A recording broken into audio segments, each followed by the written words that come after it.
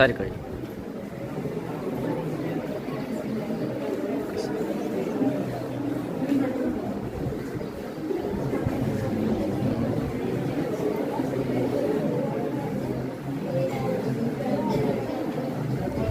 Sir ఇక్కడ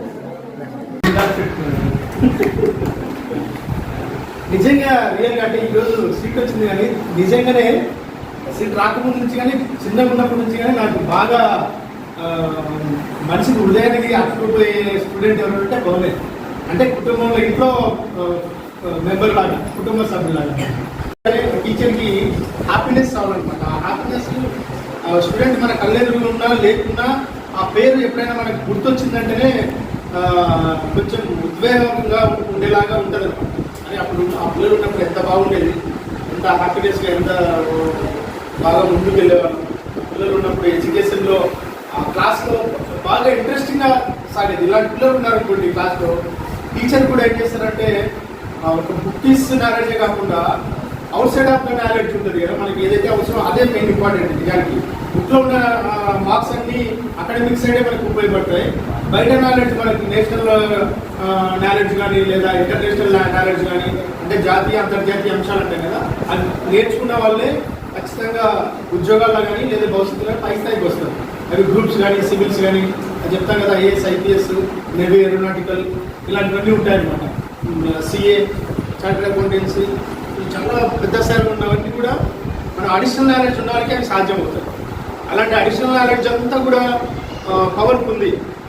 అందుకనే ఇందాక చెప్పింది ఏరోనాటికల్ అడిగాడు ఆ రోజు. నిజానికి అందరూ సోషల్లో లెసన్ చెప్పేటప్పుడు ఏరోనాటికల్ గురించి వచ్చినప్పుడు ఏరోనాటికల్ అంటేనే చాలా మందికి తెలియదు. నిజానికి కొంతమందికి తెలుసు, స్టూడెంట్స్కి దాని మీద అవగాహన ఉంది. ఏరోనాటికల్ అంటే అంతే, కానీ ఎక్స్ప్లెయిన్ చేశాడు చాలాసేపు కదా, అది బాగా నాకు మనసులో ఉండిపోయింది. అది ప్రస్తుతానికి నాకు ఏంటి అన్నప్పుడు పవన్ అంటే కూడా గుర్తొస్తుంది. అలాగా పవన్ ఎప్పటికీ చిరస్థాయిగా హ్యాపీగా జీవించాలా, ఆనందంగా ఉండాలి. లైఫ్లో ఎంతోమంది జీవితాన్ని బాగు చేయడానికి తన వృత్తిని, వైద్య రంగాన్ని తన చేతుల్లో ఉంది కాబట్టి అది డెఫినెట్గా డెవలప్ చేసుకుని అందరికీ సేవ చేయాలని కోరుకుంటూ, ఇక్కడ దాకానే ఆగకుండా సివిల్స్ కూడా ప్రిపేర్ అయ్యే నాలెడ్జ్ పవన్కి ఉంది.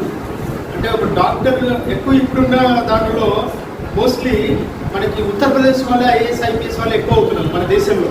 అంటే కలెక్టర్ చదువుకోవాలంటే మన ఏరియాలో ఆంధ్ర, తమిళనాడు, కర్ణాటక, దక్షిణ భారతదేశంలో వాళ్ళు చాలా తక్కువ మంది ఉన్న కాడికి చాలా అని సర్దుకుంటున్నారు. కానీ ఐఏఎస్ ఐపీఎస్ విభాగాల్లో, సివిల్స్ విభాగాల్లో దేశవ్యాప్తంగా ఏ రాష్ట్రం ఉందంటే ఉత్తరప్రదేశ్.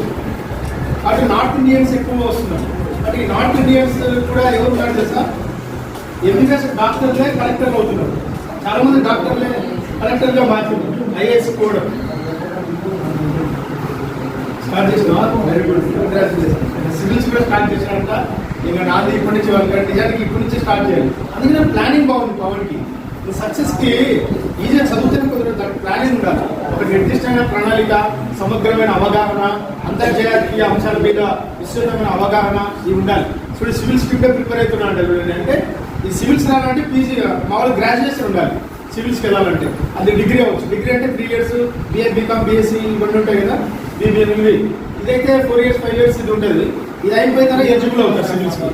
కాబట్టి సివిల్స్కి పోవడానికి ఎంబీబీఎస్ అయిపోగానే సివిల్స్ కూడా ప్రిపేర్ కావాలని, ఐఏఎస్లో కూడా మంచి ర్యాంక్ రావాలని ఆశిస్తూ, ఒక డాక్టర్గానే కాకుండా ఎంతోమంది డాక్టర్లకు కమాండింగ్ చేసే ఒక కలెక్టర్ స్థాయికి కూడా వెళ్ళేటువంటి అవకాశాలు పుష్కలంగా పవన్కున్నాయి. అది నాకు బాగా తెలుసు. వాటి బ్లెస్సింగ్స్, గాడ్ బ్లెస్సింగ్స్ ఉండాలని కోరుకుంటూ ఐఏఎస్ బాగా ప్రిపేర్ కావాలని కూడా కోరుకుంటున్నాను. పవన్ ఖచ్చితంగా సక్సెస్ అవుతావు, ఐఏఎస్ సాధిస్తామని కూడా